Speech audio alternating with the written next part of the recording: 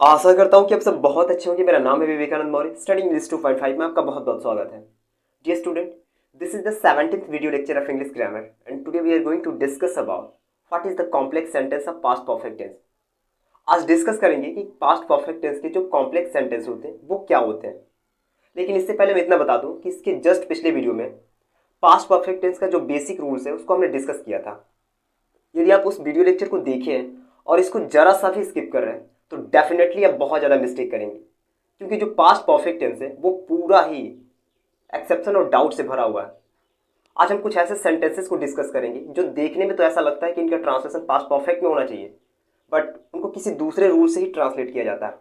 तो डिस्कस करते हैं इसके एक्सेप्शन, डाउट और रूल्स को।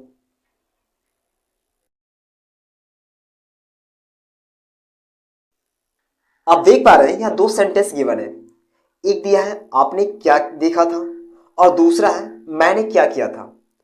अगर आप इसको गौर से देखें तो इन दोनों के ही अंत में देखा था, यहाँ पर किया था, यानी चुका था, चुकी थी, चुके थे, ये कुछ सेंस आ रहा है। और हमने सीखा था ना कि ऐसे हिंदी वाक्य जिनके क्रिया के अंत में चुका था, चुकी थी, चुके थे, या फिर लिया था, दिया था, आया था, गया था, कुछ ऐसे अगर वर्ड्स हैं तो इस प्रकार के वाक्य का ट्रांसलेशन पास्ट परफेक्ट टेंस के रूल्स के अकॉर्डिंग किया जाता है। डेफिनेटली हमने देखा था और पिछले वीडियो लेक्चर में सीखा भी था। तो उस रूल के अकॉर्डिंग इसका ट्रांसलेशन क्या होना चाहिए।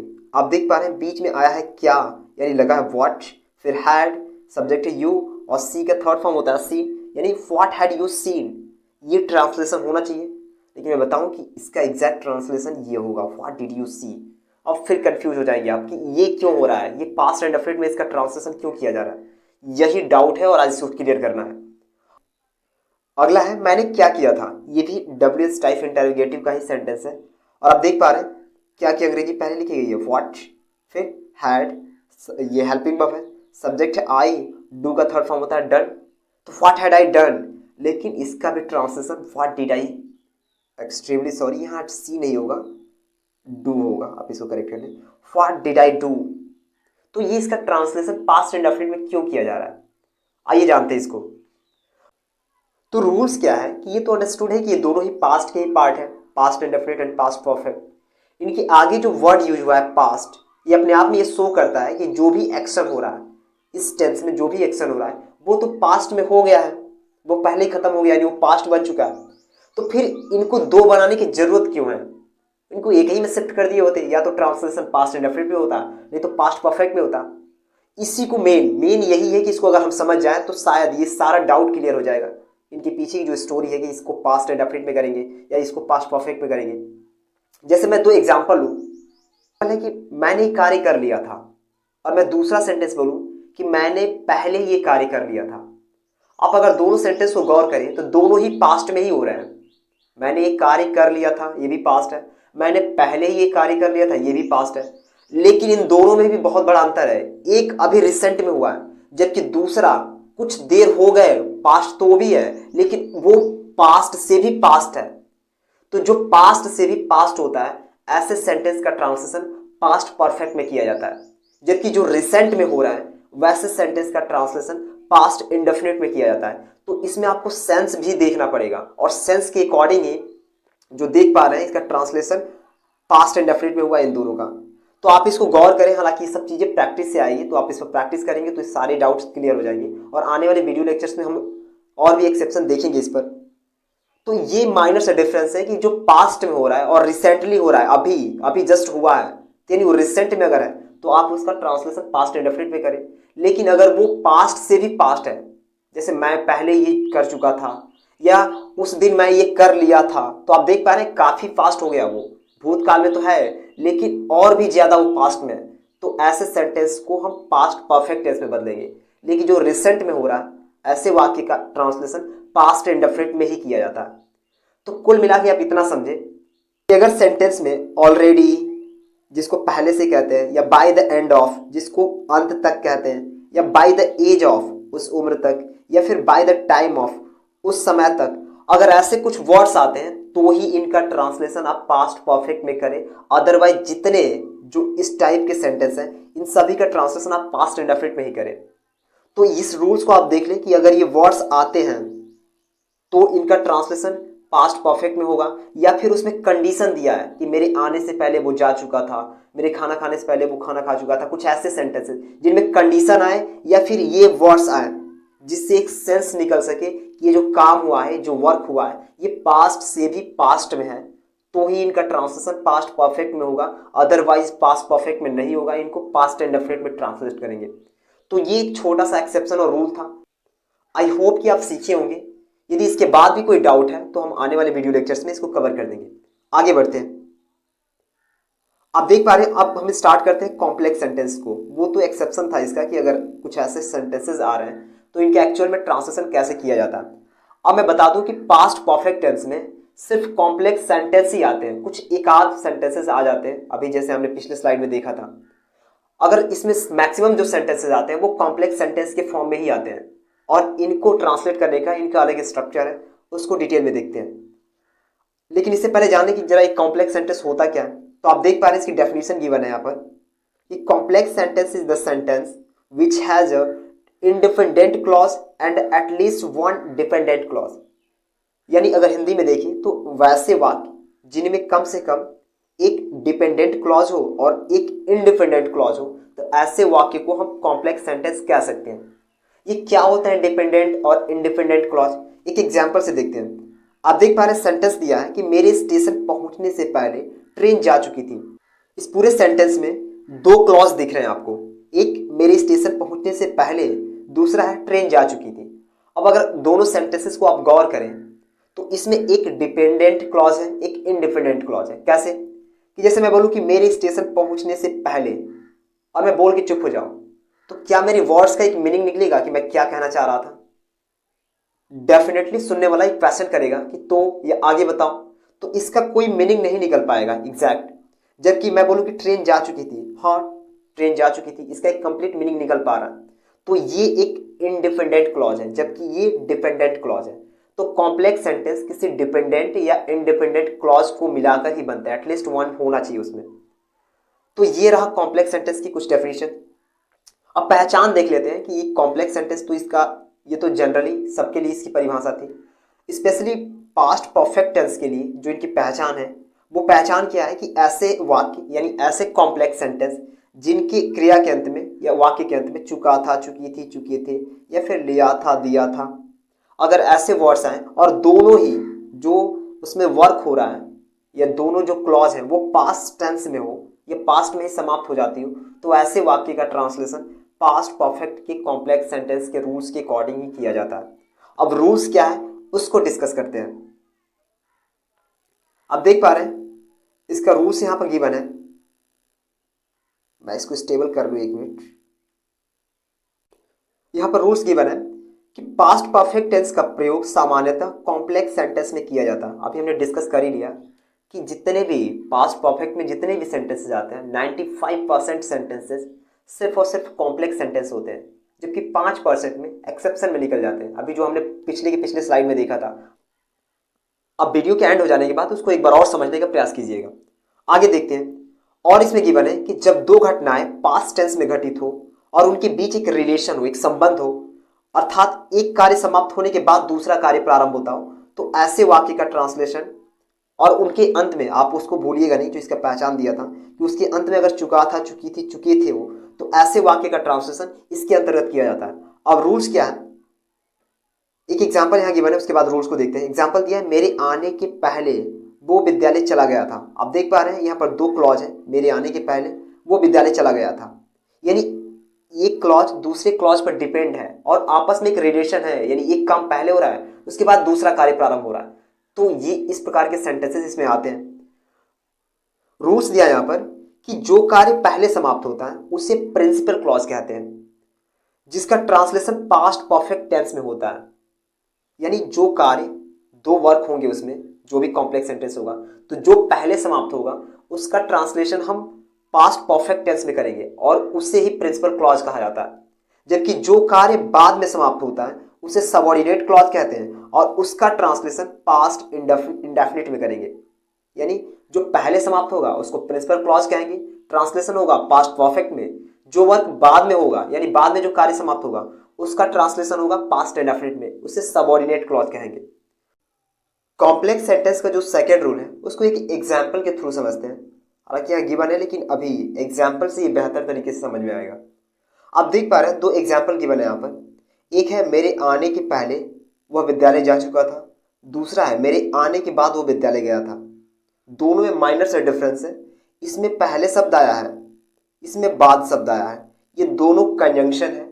कंजंक्शन क्या होते हैं कि जो 2 सेंटेंस या 2 क्लॉज को आपस में जोड़ते हैं उन्हें कंजंक्शन कहते हैं। साधारण भाषा में आप इतना समझ लें। तो ये 2 कंजंक्शन से जुड़े हुए हैं, एक पहले एक बाद। कई जगह पहले को पूर्व तथा बाद के लिए पश्चात शब्द का उपयोग किया जाता है। तो आप इन दोनों वर्ड्स की वजह से कंफ्यूज नहीं होना, ये एक दूसरे के पर्यायवाची शब्द है।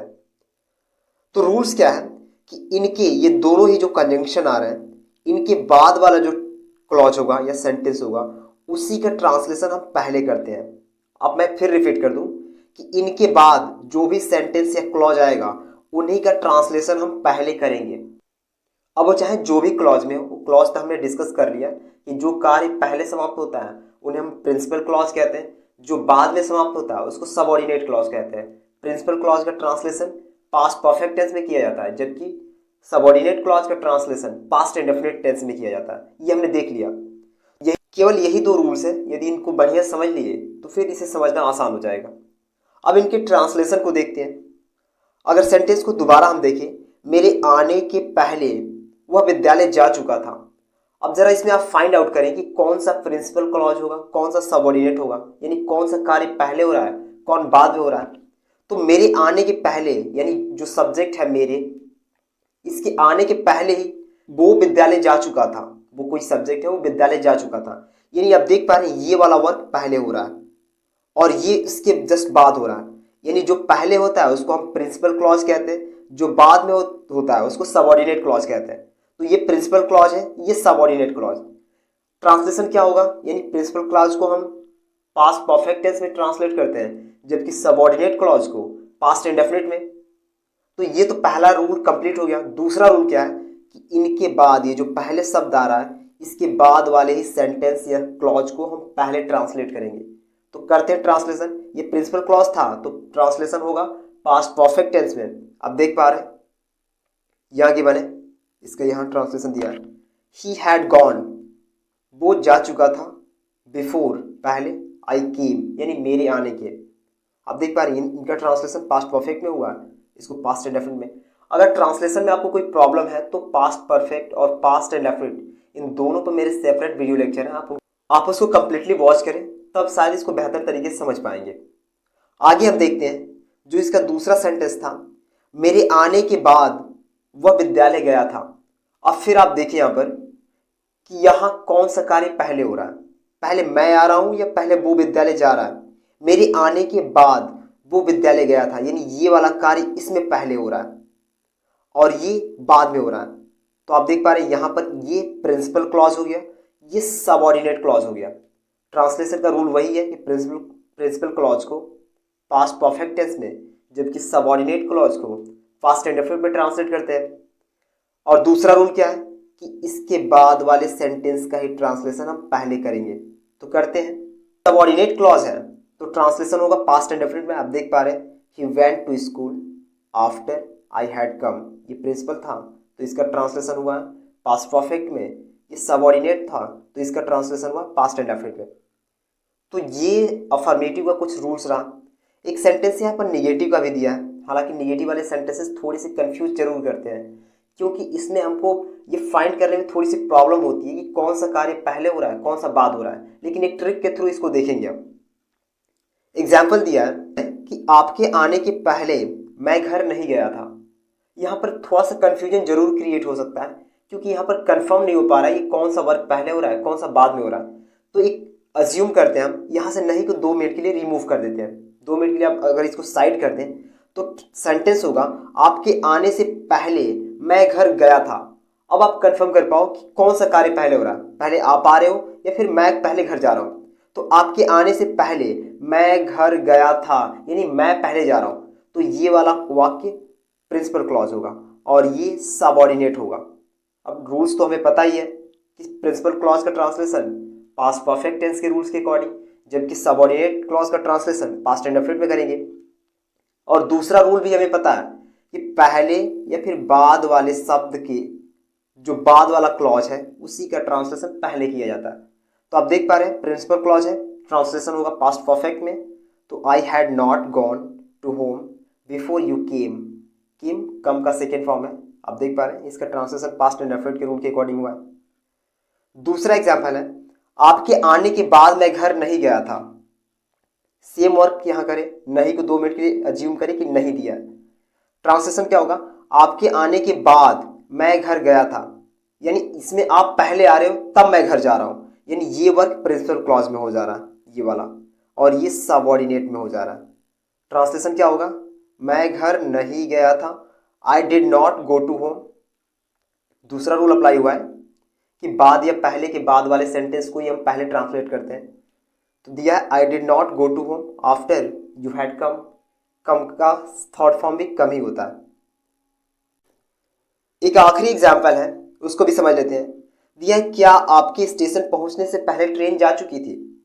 फिर यहाँ कंफ्यूजन कि कौन सा वर्क पहले हो रहा है कौन सा बाद में हो रहा है, तो आप क्या को कुछ सेकंड के लिए रिमूव कर दें, यहाँ से अज्यूम कर ले कि नहीं दिया ये, तो सेंटेंस बचेगा आपके स्टेशन पहुंचने से पहले ट्रेन जा चुकी थी, यानी वर्क कौन सा पहले हो रहा है, ट्रेन जा चुकी थी ये पहले हो रहा है, उसके बाद आप स्टेशन पहुंच रहे हो, तो ट्रांसलेशन होगा क्योंकि क्या शुरू में लगा है तो रूल्स भी एस्ट्रो टाइप वाला ही लगेगा। तो had train left before you arrive the station, had train left before you arrive the station. एक एक्सेप्शन गिवन है यहाँ पर, इसको भी देख लेते हैं। एक्सेप्शन क्या है कि कुछ ऐसे भी कॉम्प्लेक्स सेंटेंस होते हैं जिनमें दोनों ही कार्य इतनी शीघ्रता से होते हैं कि उन दोनों में डिफरेंस ही नहीं मालूम हो पाता है कि कौन सा पहले हो रहा है कौन सा बाद में हो रहा है। तो उस कंडीशन में जो सेंटेंस होता है उनको पास्ट इंडेफिनिट में, दोनों ही सेंटेंस को या दोनों ही क्लॉज को पास्ट इंडेफिनिट में ही ट्रांसलेट कर देते हैं। यहाँ पर ये गिवन है, आप पढ़ सकते हैं इसको। जैसे एक एग्जाम्पल से समझते हैं। एग्जाम्पल है, जब मैंने उसे पीटा वो गाली देने लगा, यानी जब मैंने उसे पीटा वो गाली देने लगा। ये दोनों ही कार्य बहुत शीघ्रता से हो रहा है, तो थोड़ा सा डिफिकल्ट है फाइंड करना कि कौन सा वर्क पहले हो रहा है कौन सा बाद में हो रहा है। तो इसीलिए इन दोनों ही सेंटेंसेस को हम पास्ट इंडेफिनिट में ही ट्रांसलेट करेंगे। आप देख पा रहे हैं, when I beat him he started abuse me. तो ये रहा पास्ट परफेक्ट टेंस का कॉम्प्लेक्स सेंटेंस। यदि आपको कोई डाउट है तो आप डाउटलेस कमेंट करें, आपके जो भी क्वेश्चंस होंगे उसका रिप्लाई देने की कोशिश करेंगे हम। यहाँ पर कुछ प्रैक्टिस एक्सरसाइज भी दिया है, आप इसमें प्रैक्टिस करें। यदि आप इस वीडियो का PDF फाइंड करना चाहते हो तो आप मेरे टेलीग्राम चैनल को सब्सक्राइब करें। मिलते हैं नेक्स्ट पार्ट में।